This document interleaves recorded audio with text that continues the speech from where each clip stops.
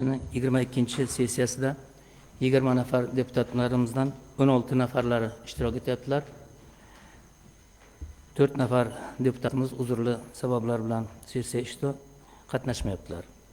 Xalq deputatlari shahar kengashining bugungi sessiyasida shahar hokimining o'rinbosarlari, huquqni muhofaza qiluvchi tashkilotlar rahbarlari, tegishli tashkilotlar va muassasalar rahbarlari, siyosiy partiya raislari hamda ommaviy axborot vositasi vakillari taklif etilganlarning barchasi yig'ilishda qatnashmoqdalar. Hurmatli sessiya ishtirokchilari, sessiya ishini boshlash vakolatiga ega sessiyani ochiq deb e'lon qilaman.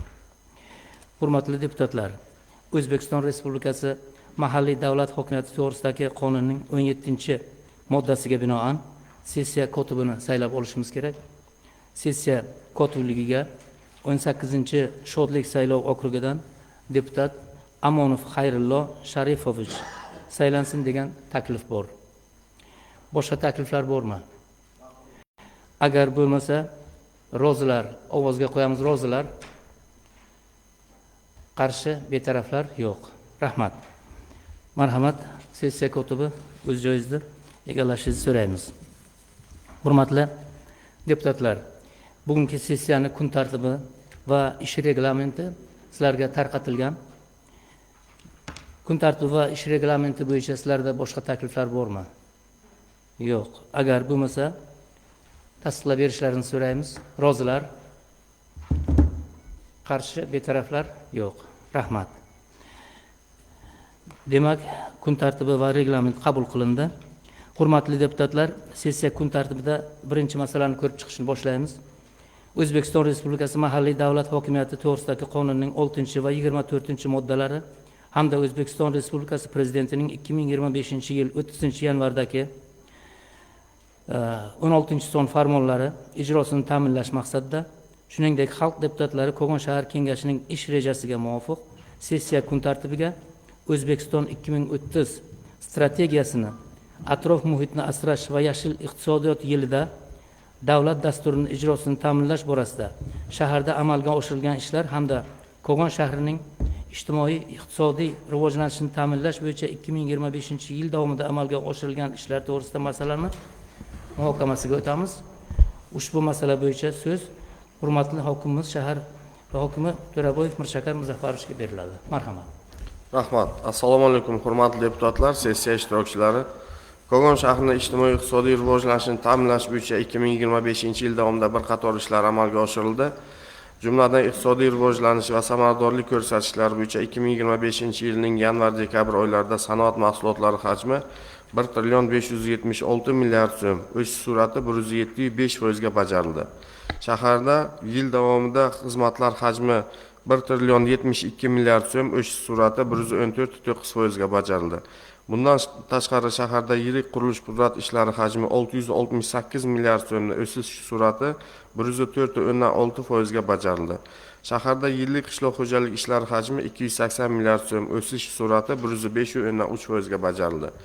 Byudjet tushumlari ijrosi bo'yicha Kogon shahar mahalliy byudjet daromadlarining 2025-yil uchun belgilab berilgan prognoz rejasi 56 milliard 772 million so'm tashkil qilib, amalda 2025-yil davomida 57 milliard 217 million so'mga yoki 101% ga, shundan respublika soliq to'lovchilari prognoz rejasi 825 million so'm bo'lib, amalda 5 milliard 963 million so'mga.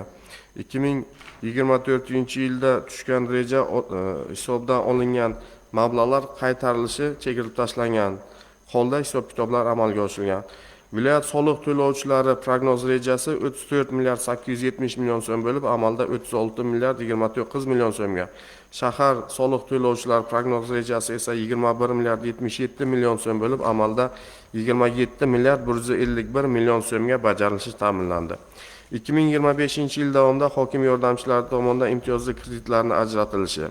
25-yil davomida shaharda oilaviy tadbirkorlikni rivojlantirish dasturi doirasida jami 7,1 milliard so'm ajratish rejalashtirilgan bo'lib, amalda 2025-yilda 12,6 milliard so'mlik kredit mablag'lari ajratildi.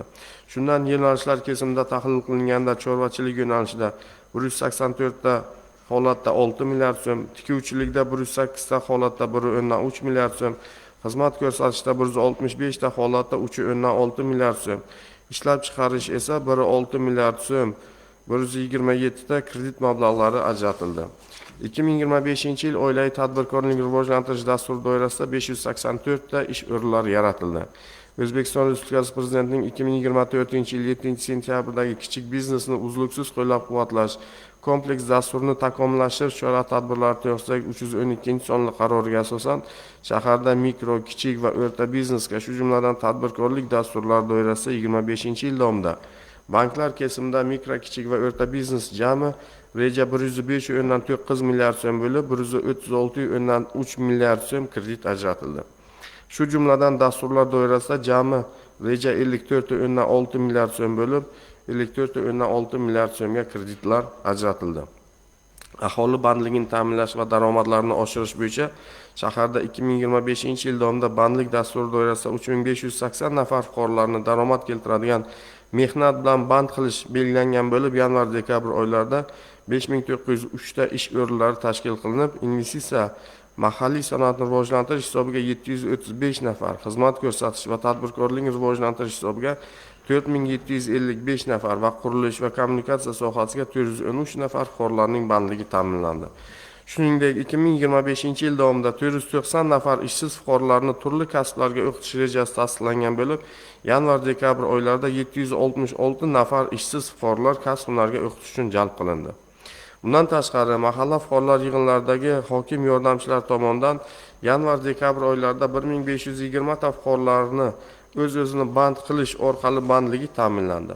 2025-yilda kambag'allikdan farovonlik sari dasturi ijrosi bo'yicha 2025-yilda dasturda belgilangan chora-tadbirlar orqali 346 ta oilaning 1585 nafar aholisi kambag'allikdan chiqarish rejalashtirildi. 420 nafar tadbirkorlarga imtiyoz berish orqali doimiy ish o'rinlariga joylashtirish, kambag'al oila a'zolarini ishga joylashtirildi.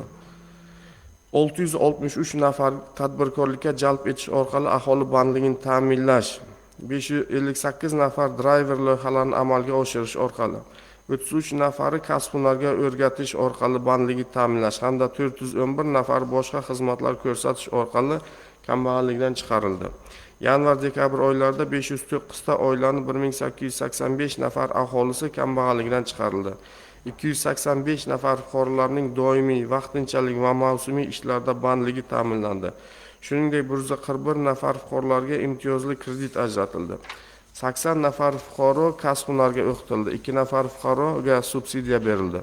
317 nafar fuqaro tadbirkorlikka jalb etildi. Qurilish yo'nalishi bo'yicha shaharda 2025-yilda jami 366 ta xonadon, 11 ta uy-joylar tadbirkorlar tomonidan qurib foydalanishga topshirish rejalashtirilgan bo'lib, hozirgi kunda 366 ta xonadonni 11 ta ko'p qavatli uy-joy fondi demak qabul qilindi. Ichimlik suv ta'minoti bo'yicha shahar aholisi ichimlik suvi bilan 100%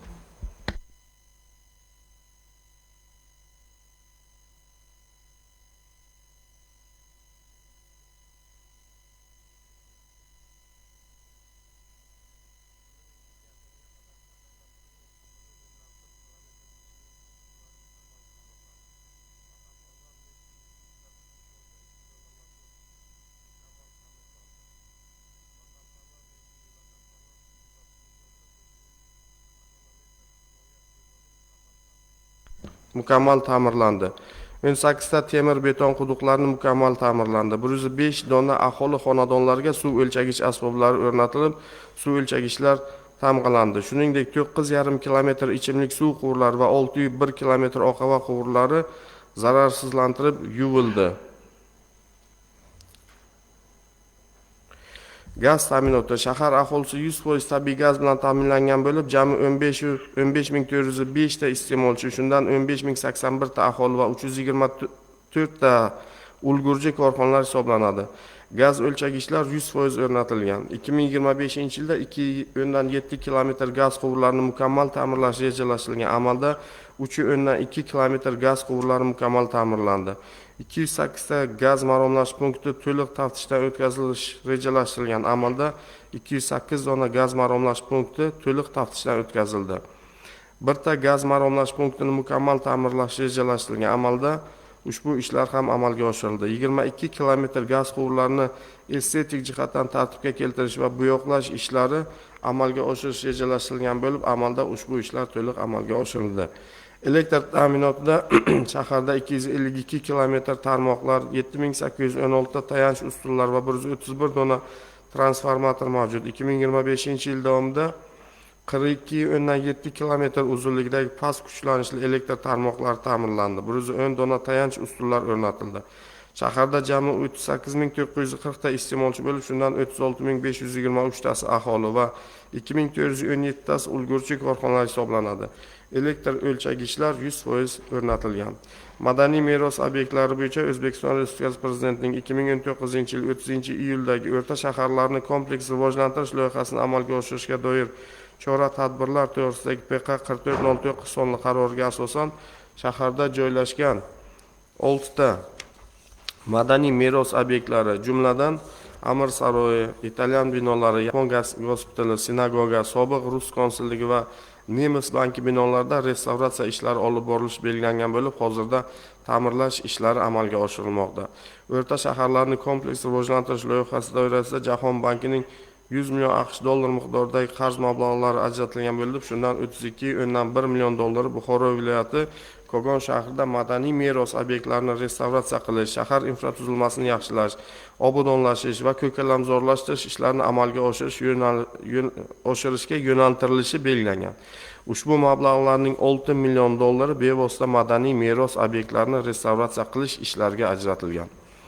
Yashil makon loyihasi doirasida Kogon shahrida Yashil makon umumiy loyihasining 2025-yil bahor mavsumi da shahar bo'yicha umumiy reja 83 ming tub dona ko'chat ekish belgilangan bo'lib, amalda 83 ming dona ko'chat ekildi va reja 100% ga bajarildi. Investitsiya yo'nalishi bo'yicha 2025-yilda Kogon shahrida 40 million dollarlik xorijiy investitsiya va kreditlarni o'zlashtirish bo'yicha prognoz o'rnatilgan bo'lib, prognoz rejasi 76 million dollarga yoki 190% ga bajarilishi ta'minlandi. Bu o'tgan yilning mos davriga nisbatan 2 barobarga ko'proq demakdir. O'zlashtirilgan xorijiy investitsiyalar va kreditlar 30 ta loyiha doirasida o'zlashtirish ta'minlandi. O'zlashtirilgan investitsiyalar 39 million dollari san'at yo'nalishidagi loyihalarga, 31 million dollari xizmat ko'rsatish yo'nalishidagi loyihalarga hamda 6 million dollar boshqa yo'nalishdagi yo'nalish hissasiga to'g'ri keladi. Kogon shahrida 2025-yilda 7,6 million dollarlik eksport prognoz rejasi o'zlashtirilgan bo'lib, reja prognoz 11,4 million dollarga yoki 150% ga bajarilishi ta'minlandi. Bu o'tgan yilning mos davriga nisbatan 2 barobarni tashkil etadi. Ijtimoiy yo'nalish bo'yicha Kogon shahar maktab va maktabgacha ta'limga qarashli 11 ta umumta'lim maktablari, 3 ta xususiy maktab, jami 49 ta ta'lim tashkilotlari faoliyat ko'rsatadi. Ularning 19 tasi maktabgacha ta'lim, 8 tasi davlat xususiy sheriklik asosida, 22 tasi oilaviy nodavlat maktabgacha ta'lim tashkilotlaridir. 2025-yil davomida elektr energiya samarali foydalanish maqsadida maktablarda 529 million so'mga 10 kilovat quyosh panellari o'rnatildi. Baraksa bo'lish.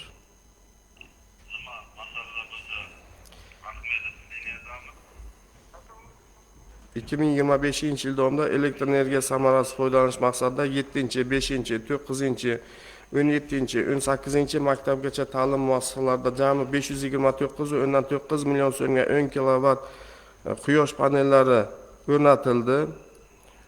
Barcha maktabgacha ta'lim muassasalari bolalar uchun ko'rpa to'shak to'plamlari jami 228 million so'mga xarid qilindi. 18-chi maktabgacha ta'lim muassasasida 259 million so'mga qurilish ta'mirlash ishlari amalga oshirildi. Shuningdek, qolgan muassasalarda ham ta'mirlash ishlari amalga oshirildi. Demak, yoshlar balansini shakllantirish bo'yicha amalga oshirilgan ishlarga to'xtaladigan bo'lsak, yoshlarning ijtimoiy-iqtisodiy muammolarini hal qilish va ularning iqtidorlarini qo'llab-quvvatlash maqsadida mahallalardagi yoshlar yetakchilarining tavsiyasiga ko'ra yoshlar daftariga 2025-yilda 137 nafar yoshlar kiritilib, 137 nafar yoshlarga 703 million so'm miqdorida ko'mak ko'rsatildi. Jumladan 31 nafar yoshlarning to'lov kontrakt mablag'lari, 1 nafar yoshga asbob uskuna uchun subsidiya mablag'lari, 17 nafar yoshlarga ilm-fan, sport va madaniyat yo'nalishidagi o'quv kurslari xarajatlari, 2 nafar yoshning fuqarolik pasporti badalini qoplash, 45 nafar yoshlarga kredit, ishga joylashtirish, turizm kabi xarajatlar to'liq qoplab berildi. 29 nafar yoshlarning doimiy ishga joylashtirildi. Tibbiyot yo'nalishida O'zbekiston Respublikasi Prezidentining 2025-yil 28-dekabrdagi sog'liqni saqlash tizimini rivojlantirish, jadallashtirish hamda ilg'or raqamli texnologiyani joriy etish bo'yicha qo'shimcha chora-tadbirlar to'g'risidagi 415-sonli qarorga asosan barcha hududlardagi davlat muassasalarida ichki lokal tarmoqlarni tashkil etish vazifasi belgilangan. Kogon tibbiyot birlashmasida qaror talablariga asosan lokal tarmoq o'tkazildi. Markaziy shifoxona emergensi departament bo'limi, shok palatasi, telemeditsina uchun kerakli jihozlar bilan ta'minlandi. 2025-yil suda mablag'lari asosida 8 to'plam kompyuter jamlanmasi ham olindi.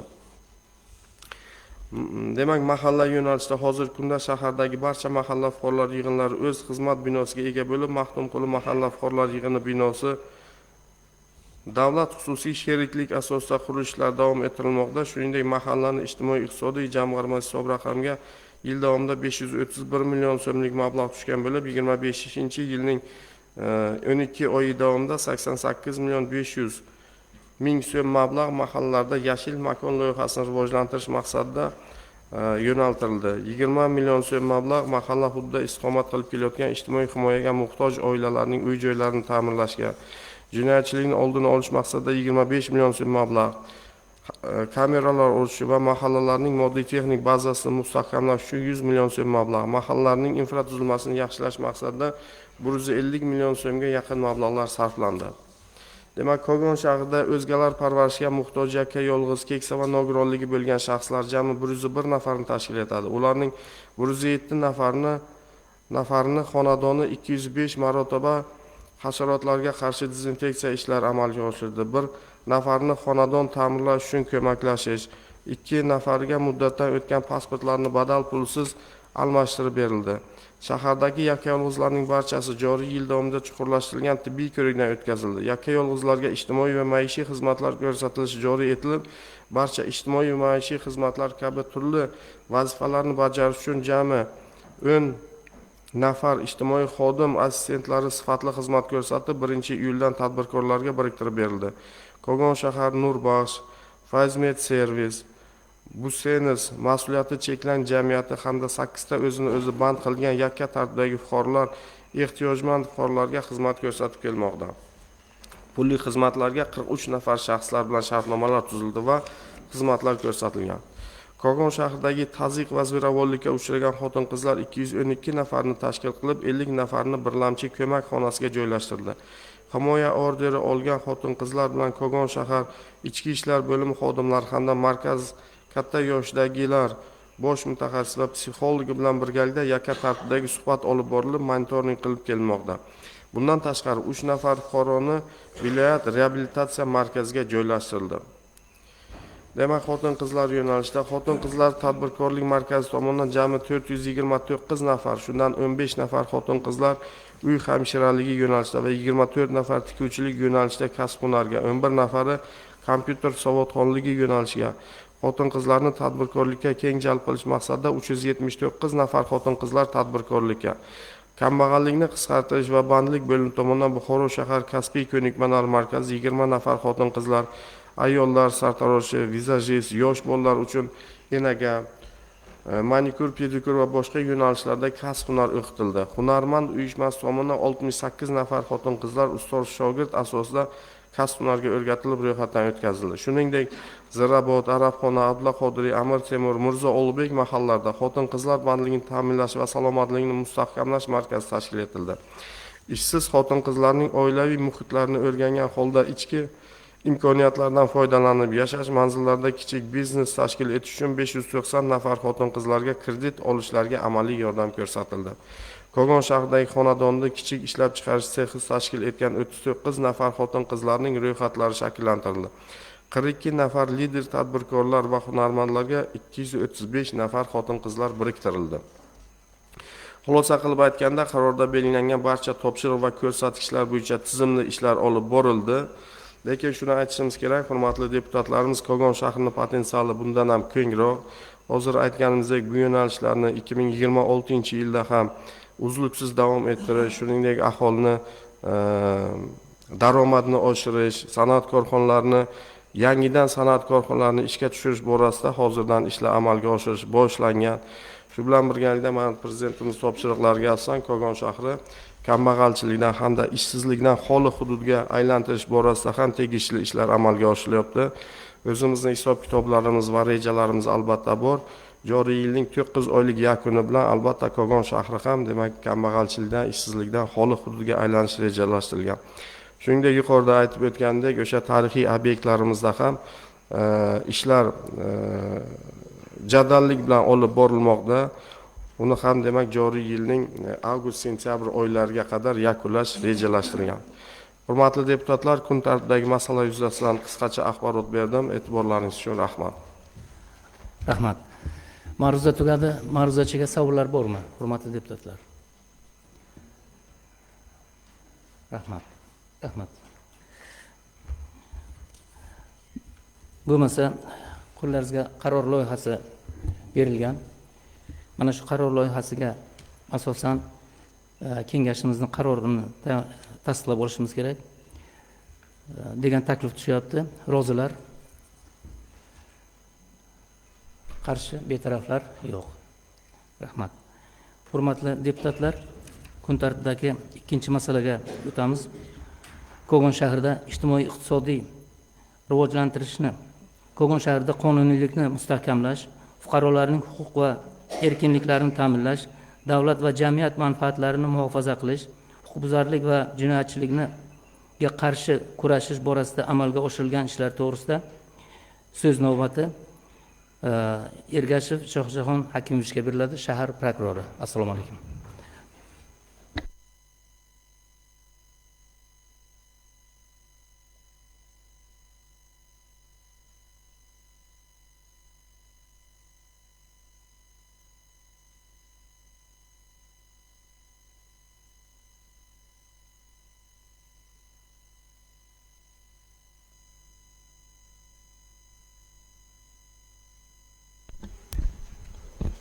Assalomu alaykum, hurmatli deputatlarimiz, hurmatli sessiya ishtirokchilari.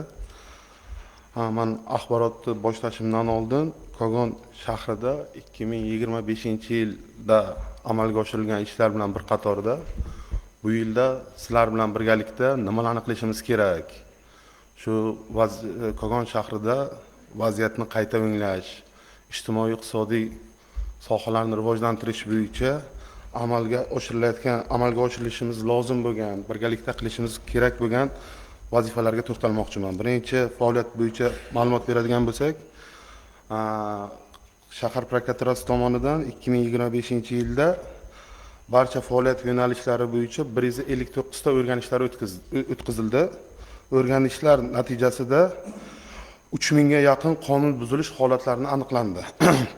2675 ta.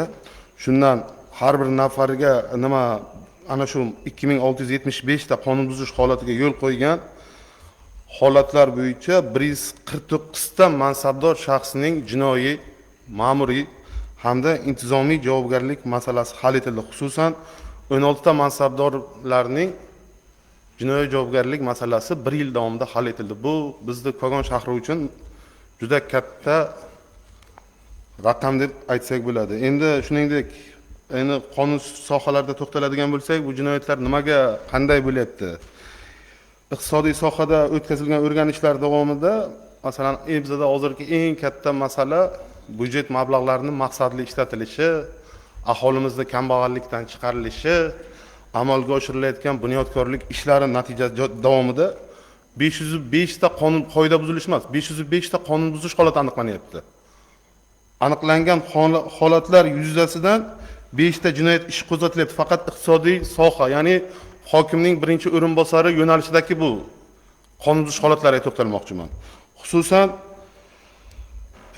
ikki nazorat yo'nalishida yangi ish o'rinlarini tashkil qilishga mas'ul bo'lgan shaxslarni imtiyozli kreditlarni talon-taroj qilish bilan bog'liq, ya'ni ishlab turgan soha rahbarlari tomonidan jinoyat ishlari sodir etilgan. Banklarimizda yetkazilgan 4 milliardga yaqin imtiyozli kredit mablag'lari maqsadsiz ishlatilganligi aniqlangan. Bundan tashqari tadbirkorlarimizning huquqlarini himoya qilish maqsadida birgina soliq idorasida 95 ta tadbirkorlik subyektlarini asossiz ravishda ma'muriy javobgarlik to'g'risidagi kodeksning 175-moddasi bilan ikkinchi qismi bilan ma'muriy javobgarlikka noqonuniy tortilganligiga chek qo'yilgan. Endi misollarni aytib sizlarning vaqtlaringizni olmoqchi emasman. Ijtimoiy qonunchilik, ya'ni bizni o'sha hokimning ijtimoiy sohada mas'ul o'rinbosari yo'nalishida 40 ta o'rganishlar o'tkazilyapti. 683 ta qonun buzish holatlari aniqlanyapti. Mazkur holatlar yuzasidan 2 ta jinoyat ishi qo'zg'atilyapti. Bu oxirgi, ya'ni yilda boshida o'tib qoldi, 2 ta qoldiqdagi 2 ta ishimiz qo'zg'atilmagan. Bu asosiy ijtimoiy soha obyektlarida budjet mablag'larini maqsadsiz ishlatilish holatlariga hali hanuz chek qo'ymayapmiz. Ya'ni ishlamagan shaxslarni tabel yozib ularga ish haqi yozyapmiz.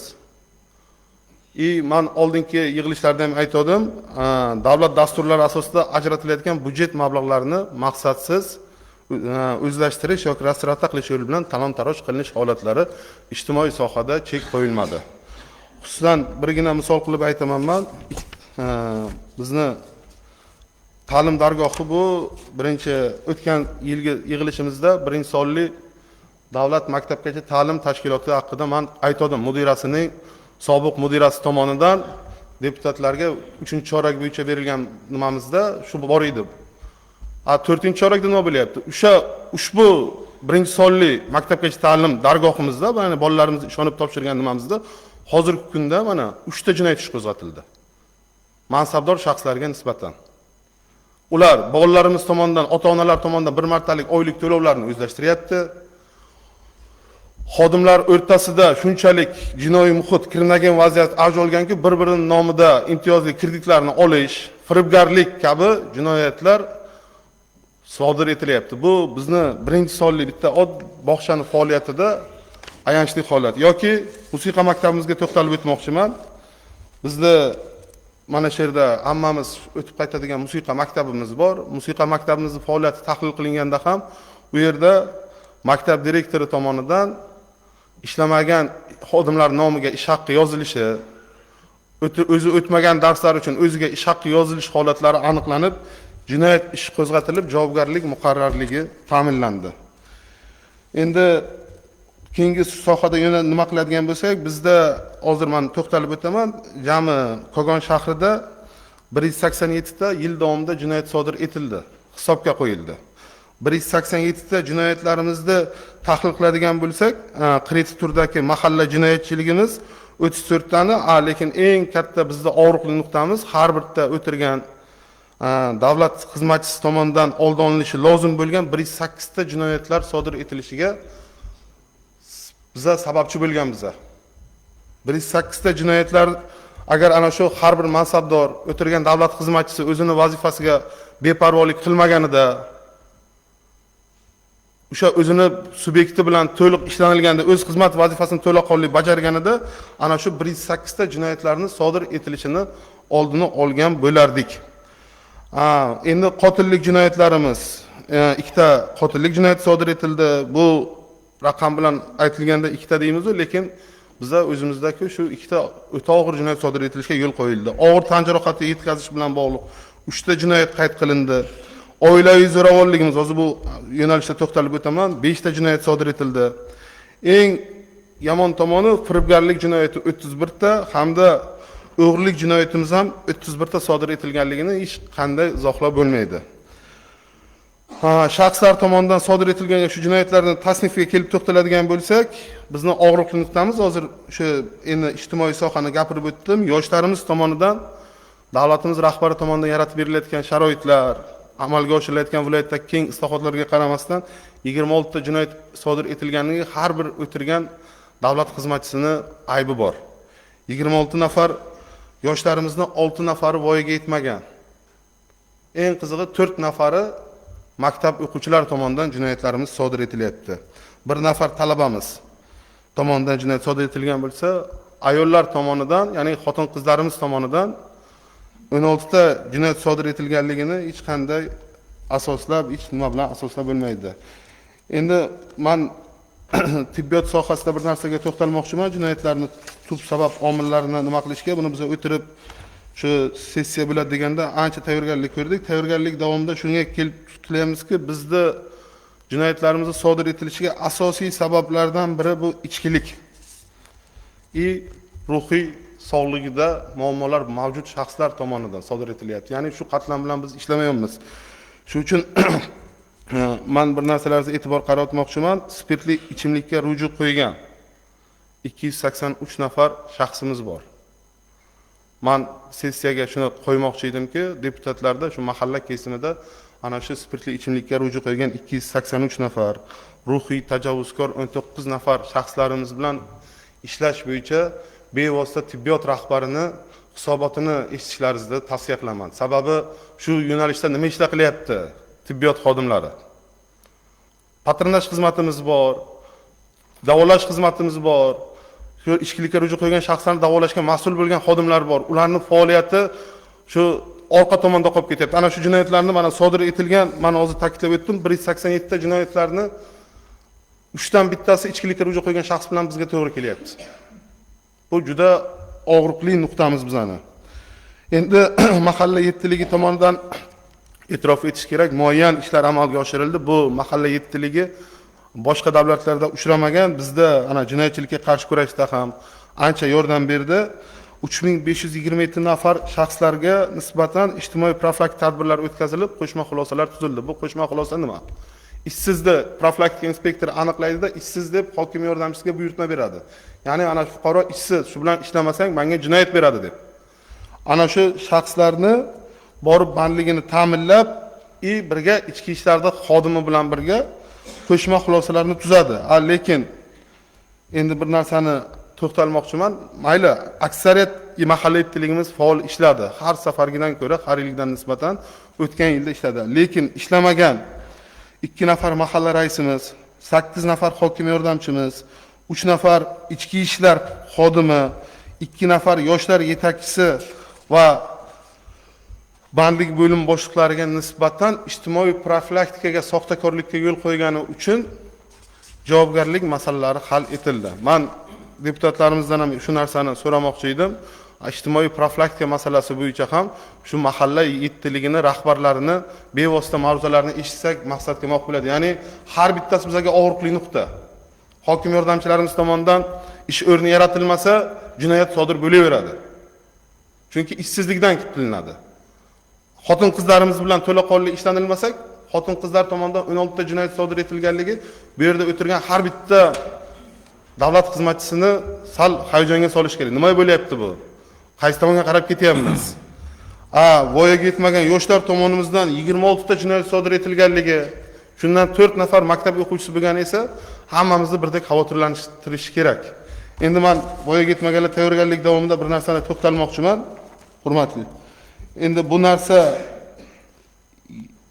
xizmat doirasida foydalanish uchun bo'lsa ham aytaman, 13 nafar shaxslarimiz suitsid holatlariga yo'l qo'yildi. Bu ma'lumot hech qayerda yo'q. Men sizlarning ixtiyorlaringizga yetkazmoqchiman. 20 nafar suitsid bo'ldi, 13 nafari suiqasd, 7 nafar qasd, ya'ni 7 nafar fuqaromizni yo'qotdik.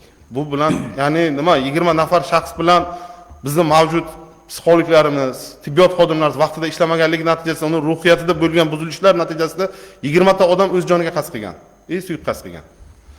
Yoki ushbu shaxslarimizning endi eng og'ir nuqtasi 8 nafari yoshlarimiz, 3 nafari voyaga yetmaganlarimiz tashkil etadi.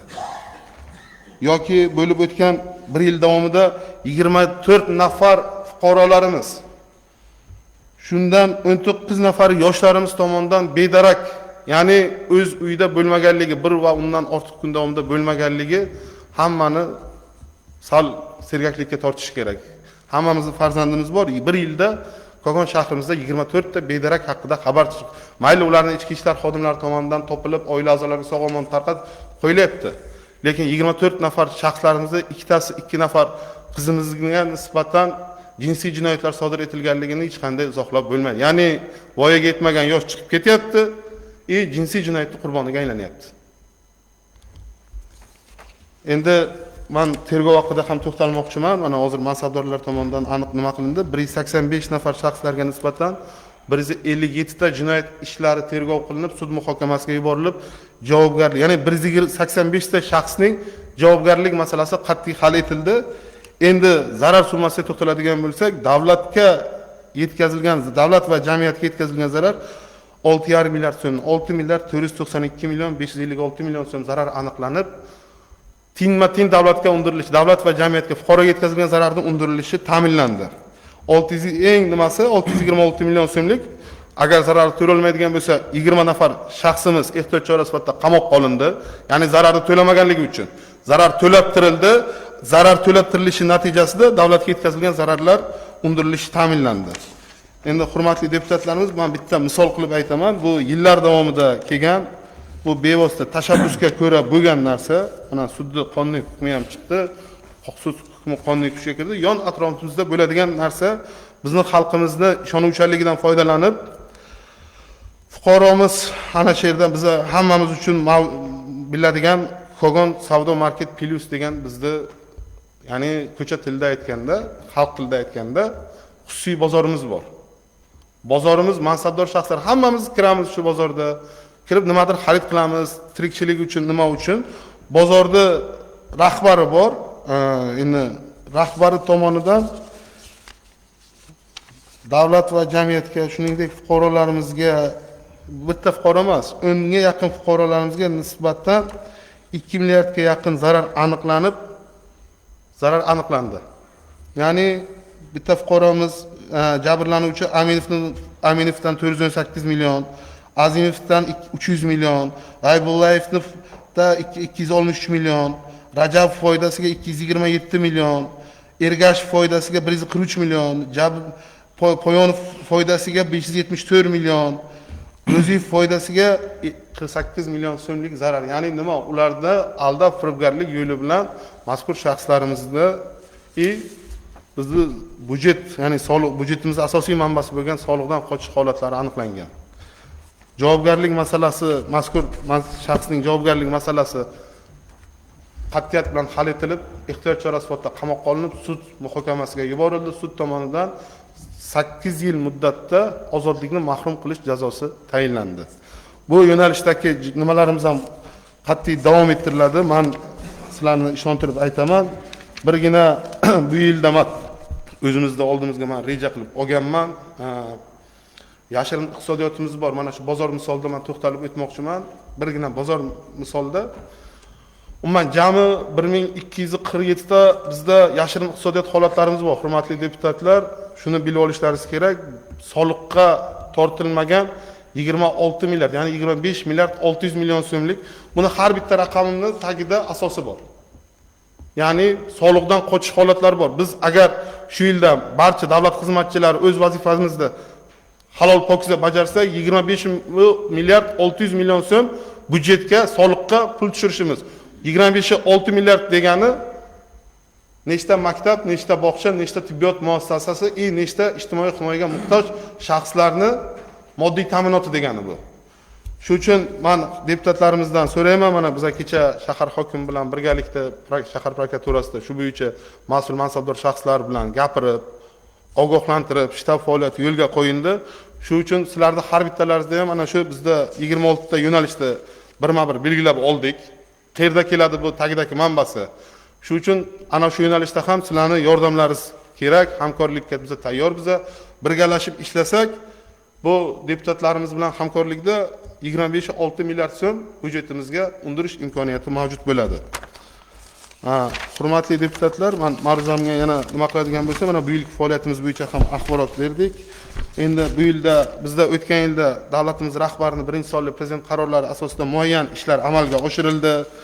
Uni Kogonimizda har bitta mahallasida, har bitta xonadonda bu islohotlar kirib bordi. Xususan 535 ta shundan 355 ta aholi gavjum joylarida, 10 ta ko'p qavatli uylar kirish chiqish joylari aholi xonadonlariga, 78 ta ko'cha va kirish joylarida, 64 ta maktab kirish chiqish joylarida, 28 ta maktabning ochiq sport maydonchalarida и 240 ta podyezdlarimizda video kuzatuv moslamalari hamda 27 ta jamoat joylarimizda tashvish tugmalari qo'yildi.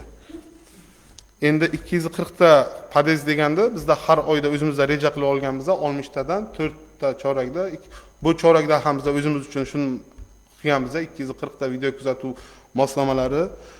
Shunda mana shu kuzatuv moslamalarini biz integratsiya qilinish natijasida viloyat ichki ishlarni nimasi bor, Qalqon degan platformasiga nima qilishimiz natijasida bizda yana jinoyatlarni oldini olish holatlari bo'ladi. 89 ta savdo do'konlari va 276 ta fuqarolar xonadonlari qo'riqlov ostida olindi. Lekin bu raqam bizni qoniqtirmaydi. Chunki biz ko'p savdo joylari bor, o'g'rilik, jinoyatlar sodir etilishi ehtimoli yuqori bo'lgan, ularni ham qo'riqlovga olsak yaxshi bo'ladi. Joriy yilda ham davlatimiz rahbarining 1-sonli hamda 2-sonli qarorlari qabul qilindi. Har bitta bizda huquq tartibot idoralarining rahbarlariga bittadan mahalla o'zida shaxsan mas'ul etib belgilandi. Menga 2 yildan buyon o'tgan yilda bizda masalan Maxtum quli bo'lsa edi, qizildan chiqardik Maxtum qulini. Endi men o'zimga oldim Arabxona mahallasini. Arabxona mahallasi 2 yildan buyon qizil toifada kelyapti. Bu yilki bizning maqsadimiz Arabxona mahallasini qizil toifadan chiqarish. Ichki ishlar rahbariga, shahar hokimiga ham bittadan mahalla biriktirildi. 3 ta qizil mahallamiz bor. 3 ta qizil mahallani o'zimizda bo'ynimizga oldikda, maqsadimiz shu 3 ta qizil mahallani. Shundan bittasi 2 yildan buyon kelyapti. Uni men o'zim shaxsiy mas'uliyatim bilan bo'ynimga olganman. Qizil mahallani bu yilda nimadan chiqarish. O'sha yerda vaziyatni o'nglashimiz lozim bo'ladi. Hurmatli deputatlarimiz, endi men faqat muayyan ishlar ko'p amalga oshirildi. O'zimizda og'riqli nuqtalarimizga vaziyatimizni qaradim. Hozir shahar hokimi tomonidan qilingan ijobiy ishlar aytildi. Endi biz o'zimizni kamchiligimizni bilib, kelgusidagi yilda shunga qarab nima qilsak, muammoli kreditlarimiz bo'yicha to'xtalmoqchiman. Mana Baraka Sattorovich yaxshi biladilar. 20 milliarddan ziyod muammoli kreditlarimiz bor edi 2025-yilda 1-yanvarida. Bevosita hamkorlikda banklar bilan hokimni mana birinchi o'rinbosari kelganda men aytaman, juda katta o'zgarish bo'ldi shaharda. Birga ishlanish natijasida hozirgi kunda 1,5 milliard. Ya'ni shuncha biz muammoli kreditni qaytartirdik davlatga. Jinoyat ish qo'zg'atdik, ehtiyot chora to'lamaganni qamoqqa oldik.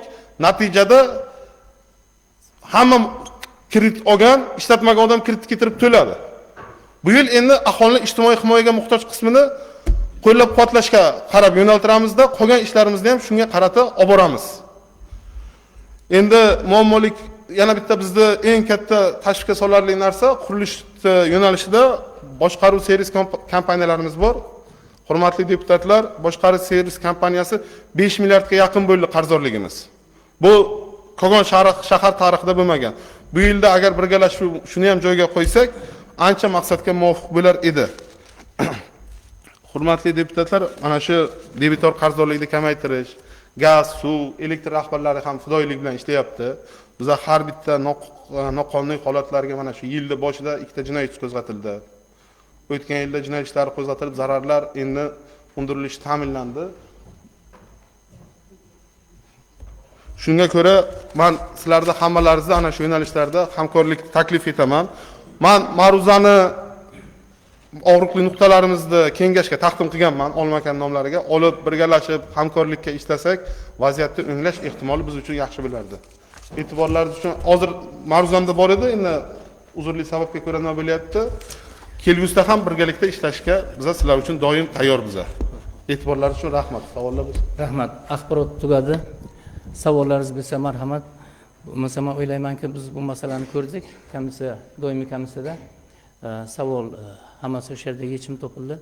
Rahmat. Rahmat. Hurmatli deputatlar, yig'ilish qatnashchilari, haqiqatan ham bu masala jiddiy masala bo'lib turibdi. Jinoyatchilikni barvaqt oldini olish. Mana kecha prezidentimizni ham shu yig'ilishlarda, selektor yig'ilishlarida ayrim kishilar qatnashmagan bo'lishi mumkin, lekin ko'pchilik qatnashdi o'rtoqlar juda ham xavotir bilan prezidentimizni bu masalaga e'tibor qaratganlarini o'zlaringiz guvohi bo'ldingizlar. Ayniqsa shunday bir jumlani ishlatiladiki, davlat va jamiyat xavfsizligiga to'g'ridan to'g'ri tahdid degan so'zni ishlatilar. Bu qaysi yo'nalishda? Uyushgan jinoyatchilik, narko biznes yo'nalishida, kiber jinoyatchilik hamda yashirin iqtisod. Hozir ana prokurorimiz ham ko'rdingizlar, juda tahlil bo'ldi. Qo'llaringizga tahlillar bor, raqamlar bor. Endi sizlardan iltimos, mahallada chiqqanimizda birinchi navbatda xalqimizni katta kichik davrasi bo'ladimi? Yoki bir sayyor qabullarimiz bo'ladimi? Yoki bir auditoriyaga, kichkina katta auditoriyaga nima qilamizmi? Qo'l ostimizda xodimlarimiz bor. Ulardan ham foydalanib, ularni ham ogohlantirib, bu masalaga nima qilmasak, qattiq kirishmasak bo'lmaydi. Xabarlaringiz bor, 2025-yil birinchi son qarorlarini, prezident qarorlari bilan shaharda ko'p ishlar qilindi. Xabarlaringiz bor. Shu uchun ham mana ayrim bir ko'rsatkichlar bor edi. Uni yutuqlarimizni aytmaymiz, vaqtimizni olib o'tirmaymiz, lekin 26-yilga mana kechaki selektor bizga katta vazifani qo'ydi. Shuning uchun hammalaringizdan iltimos, hududga chiqqanimizda deputatlar mana shu qo'limizdagi qaror loyihasini olib borib, u yerda ishlash kerak, xalqqa yetkazish kerak. Ko'pchilik holatlarda xalqimiz bilmaganligi tufayli bir narsaga qo'l urib qo'yadi. Oqibatini ko'proq aytishimiz kerak. Bunday qilsak oqibati nima bo'ladi? Oqibatini agar qanchalik tushuntirib bilsak, biz yoshga ham, qariga ham bab-baravar ta'sir o'tkazgan bo'lamiz. Chunki bularning oqibatlari yomon. Endi selektordagi nimani ko'rdingizlar. Hozir uzrlik sababli ikkita dokladimizni qoldiramiz, ikkita hisobotimizni qoldiramiz. Hozir Baraka Sattorovga so'zni beramiz. Navbatdagi vazifa, navbatdagi masala Kogon shahrida yoshlar bandligini ta'minlash borasida 2025-yil davomida amalga oshirilgan ishlar to'g'risida shunday hisobotlari bor. Marhamat. Kechirasiz. Hurmatli deputatlar, mana shu masalani tasdiqlab berishlaringiz kerak edi. Shuni unutdimiz. Mazkur masalani tasdiqlab berish degan taklif tushyapti. Loyiha qo'llaringizga bor. Loyiha asosida rozilar. Qarshi betaraflar yo'q. Rahmat. Uzr. Assalomu alaykum. Hurmatli rais etuvchilik, hurmatli deputatlar, sessiya ishtirokchilari, hammalaringizga xabarlaringiz bor. Yoshlarni ish bilan band qilish bo'yicha shaharda ham ancha ishlar amalga oshirildi. Mana shu prezidentimizning aholini bandligi to'g'risidagi o'sha qarorlari hamda o'sha 642-sonli qonunga asosan bir qator ishlar amalga oshirilib, 409 nafar ishsizlar fuqaroligi ish bilan ishsizlar murojaat qilgan va murojaatlari o'rganib chiqib 303 nafari ish bilan ta'minlangan. Shahar hokimlik tomonidan bo'sh ish o'rinlari yarmarkalarini o'tkazish rejalashtirilgan. Mana shu rejalashtirish natijasida qariyb 1000 dan ortiq yoshlarimiz o'zlarining murojaatlari qabul qilingan hamda bu yerda qariyb 300 ga yaqin ish o'rinlari yarmarkasi tashkil qilindi. Mana shu yerda 113 nafar yoshlarimizni ish bilan ta'minlash choralari ko'rilgan. Bundan tashqari shahrimizda mehnat bozorini samarali mexanizmi joriy qilish, ishchanlik faoliyatini oshirish, kambag'al va ishsiz fuqarolarni zamonaviy kasb va tadbirkorlikka ko'maklashish, o'qitish, shu asosda ularni doimiy daromadga keltiradigan mehnat va tadbirkorlik faoliyatini jalb qilish orqali bandlik ta'minlash maqsadida mana undan tashqari mana shu yoshlarimizga 200 dan ortiq yoshlarimizga tashkilot rahbarlari ham biriktirilib 211 nafar yoshlarimiz ish bilan ta'minlandi. Buni albatta mana yoshlar agentligi tegishli tashkilotlar buni qattiq nazoratga olingan shu tashkilot rahbarlari bilan birgalikda borib o'rganilyapti.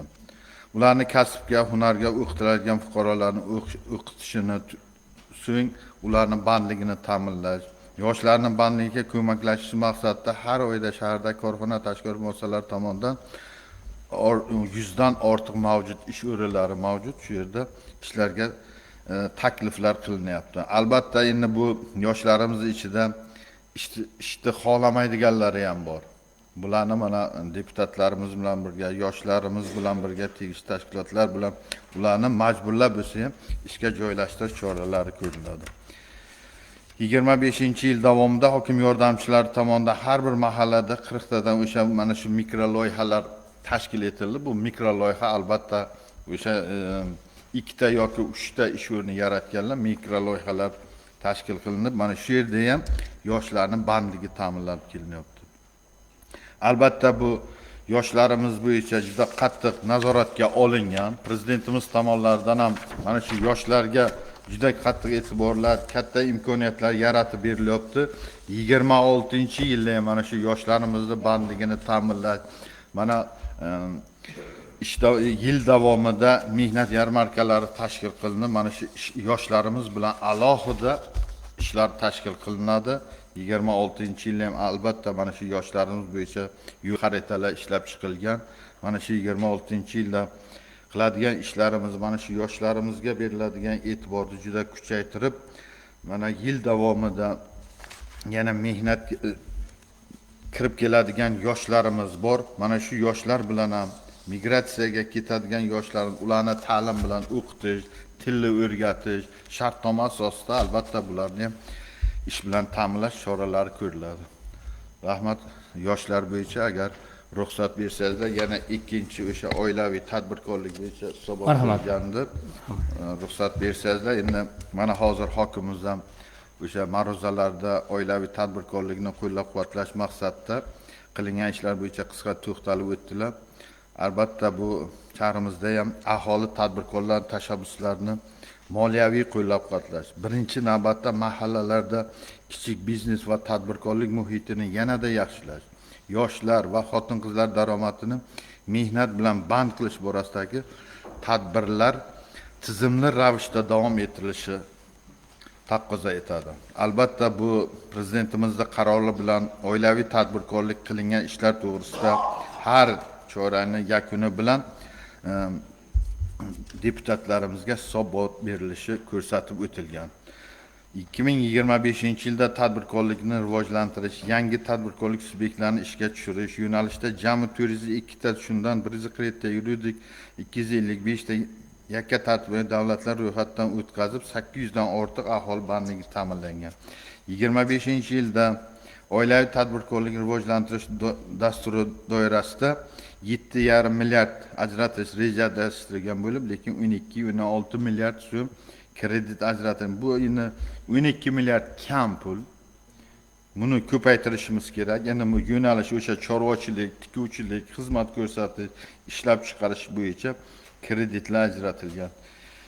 25-yilda oilaviy tadbirkorlikni rivojlantirish dasturi doirasida 584 ta yangi ish o'rinlari yaratilgan. Bundan tashqari o'sha Sayxunobod tajribasi deymiz. Sayxunobod tajribasi bo'yicha 2025-yilda 880 ta mikro loyihalar rejalashtirilgan bo'lib, bu loyihalar har bir mahallada 40 tada. Mana bu yil ham hozir men 26-yilda qiladigan ishlarni qisqacha aytib o'taman.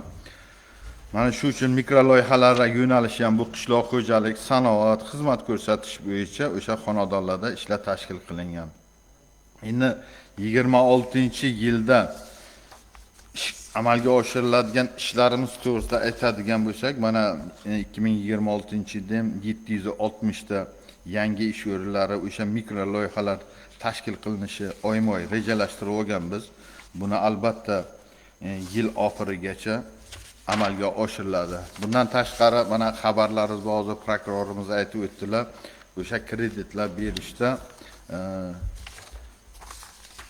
ayrimlari o'sha jinoyat ishlarigacha olib boriladigan hokim yordamchilarimiz ham bor. Bularga nisbatan keskin choralar ko'rilishi belgilab o'tilgan, aytib o'tilgan, ogohlantirilgan. Shu uchun mana shu prezidentimizning yaqindagina mana shu 23-yil 22-23-yillarda berilgan kreditlarga muammoli kreditlarimiz bo'lgan. Mana shu muammoli kreditlarni qaytarish bo'yicha 22-yilda 20% gacha hamda 25-yillarda muammoli kreditlarni qaytarish bo'yicha 10% gacha qo'shimcha hokim yordamchilariga ustama to'lash ko'rib aytib o'tilgan. Undan tashqari 2026-yilda mana ko'pchiligimiz o'ylab qolishimiz, aytishimiz mumkin, bu kreditni 12% bo'ldi. Yo'q, bu faqatgina og'ir tumanlarga aytib o'tildi. Kechagi mana shu prezidentimizning selektorlarida bu og'ir tumanlar bizda viloyatda Qarako'l, Olot, Peshku tumanlari og'ir tumanlarga kirgan. Mana shu tumanlarga 12% dan kreditlar ajratishi belgilab o'tilgan. Hamda oilaviy tadbirkorlikni rivojlantirish bo'yicha 1,5 barobarga mana shu kreditlar salmog'ini ko'paytirish bo'yicha topshiriqlar berib aytib o'tilgan. Bundan tashqari bu yil tijorat banklarimiz bilan birgalikda 361 milliard so'm kreditlar ajratish rejalashtirilgan. Bu har bir o'sha dastur loyihalarda amalga oshirib boriladi. Albatta men o'ylaymanki, mana shu deputatlarimiz ham birgalikda albatta buni zamirida kambag'allikni qisqartirish, ishsizlikni xoli hududga aylantirish bo'yicha mana bu yil ham viloyatda qaror tayyorlanyapti. Mana shu qarorda Kogon shahar, yana boshqa tuman shaharlar ishsizlikdan xoli hudud, kambag'allikdan xoli hududga o'tkazish bo'yicha keskin yo'l xaritalar qilib olingan. Bu albatta mana shu tegishli tashkilot korxonalar bilan birgalikda ishlab, buni ham to'liq belgilab berilgan vazifalar ijrosini 26-yilda ham ta'minlaymiz. Rahmat. Rahmat, baraka sattorish. Ma'ruza tugadi. Savollar bormi, hurmatli deputatlar? Agar savollar bo'lmasa, rahmat. Hurmatli deputatlar, bu masalada ham keng to'xtalib o'tildi. Tahlillarni mana eshitdik, qo'limizda bor. Endi shu mahallalarga chiqqanimizda albatta yoshlarimiz o'rtasida xususan ishsizlik, bandlik masalalari ko'tariladi. Yoki bir yo'l yo'riq masalalarda mana shu paytlarda biz befoyda nima qilmasdan, e'tiborsiz bo'lmasdan ularni darhol mana yoshlar yetakchilarimizning rahbarlari o'tiribdilar. Ular bilan bamaslahat holda bu narsani nima qilish kerak? Kerak bo'lsa so'rovlarni tashkil qilishimiz kerak. Deputat so'rovlarini biz mana shu so'rovlarni ham amalga oshirish jarayonida hozir baraka sattorish aytgan o'sha muvaffaqiyatlarni ozgina yana 26-yilda ko'paytirgan bo'lamiz. Endi kishini xursand qilish qiyin, xafa qilish oson. Buni ham mana shu kimki shu moliyaviy tomondan agar aloqador bo'lsa, qaysi birimizni ko'rsak shu ishda hushyor bo'lishimiz kerak. Juda ham korrupsion holatlar bo'yicha, juda ham katta respublika bo'yicha miqdorda pullar o'zlashtirish holati bo'lyapti. Bizning Kogon shahrimiz juda ham kichkinagina va biz juda kuchli bir nima rahbariyat, ijro hokimiyat turibmiz. Juda kuchli. Bizga yarashmaydi. Agar shunaqa narsalar chiqadigan bo'lsa, yana holatlar bo'ladigan bo'lsa, bunga ham 26-yilga qarshi turishimiz kerak. Qattiq turishimiz kerak. Doimiy ravishda bir-birimizni nazoratga olsak, erta ana shu yaxshi so'zlar bilan tilga olinamiz, oqibatlari yaxshi bo'ladi. Xo'p, bu bo'yicha qaror loyihasi qo'llaringizga berilgan. Qaror loyihasiga agar qo'shimchalar bo'lmasa, tasdiqlab berishlaringizni so'raymiz. Demak, qaror loyihasi asos qilib, kun tartibidagi masala tasdiqlansin degan taklif tushyapti. Qo'l ko'tarib tasdiqlab berishlaringizni so'raymiz. Rozilar, qarshi, betaraflar yo'q. Rahmat. Hurmatli deputatlar, viloyat hokimimiz hozir shahrimizga kelganlari sababli biz masalalarimizni mana ikkitasini ko'ra olmay qoldik. Endi quyidagi masalalarimiz bor, bularni tasdiqlab olishimiz kerak. Sizlar bilan birgalikda rahmat. Baraka sattorish.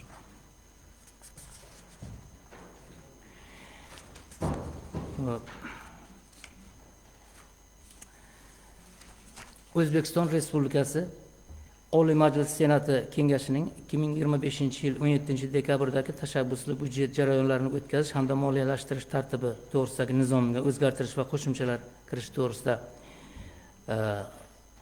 KQ 280-rim raqam bilan 5-sonli qaror bor. Mana shu qarorning ta'minlanishi, Kogon shahrida atrof muhitni muhofaza qilish bo'yicha hamda yashil makon umummilliy loyihasi doirasida shaharda amalga oshirilgan ishlar to'g'risida hozir kattaroq qismini hokimimiz aytib o'tdilar. Va 3-masala O'zbekiston Respublikasi Prezidentining 2025-yil 15-maydagi 2025-30 yillarda bolalar saratoniga qarshi kurash bo'yicha O'zbekiston Respublikasi milliy strategiyasini amalga oshirish choralari to'g'risidagi Prezidentimizni 186-son qarorlarini ijrosi bo'yicha Kogon shahrida amalga oshirilgan ishlar to'g'risida hisobotlar bordi. Mana shu hisobotlarni tasdiqlab berishlaringizni so'raymiz. Qaror loyihasi qo'llaringizda bor, hisobotlar bor. Mana shu qaror loyihalarini tasdiqlab berishlaringizni so'raymiz. Rozilar? Rahmat. Qarshi betaraflar yo'q. Demak, shuning bilan kun tartibiga qo'yilgan barcha masalalar ko'rib chiqildi. Sessiyani o'tkazish to'g'risida taklif mulohazalaringiz bormi? Qanday o'tdi?